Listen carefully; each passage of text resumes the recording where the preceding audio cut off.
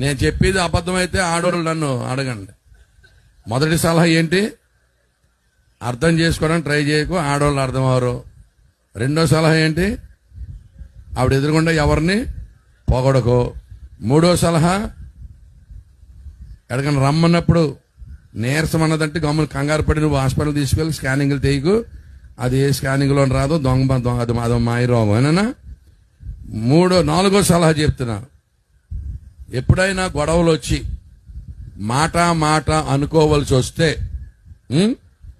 ఆ పిల్లని ఏమన్నా అంటే ఒకవేళ పడతాదేమో గాని చేసుకున్నందుకు వాళ్ళ అమ్మని కానీ వాళ్ళ నాన్న కానీ అన్నవన్నీ పీకట్టేసిందే. వాళ్ళ అమ్మని కన్నోళ్ళని కనుక ఏమన్నా అన్నవన్నీ కోపం మొలిగిపోయిందే. జాగ్రత్త, నేను బోళ్ళని తగులు తీర్చాను అలాగా. ఏనా అమ్మాయిని వాళ్ళ అమ్మని నాన్న ఏమనుకో. తర్వాత ఇంకో సలహా చెప్తున్నాను,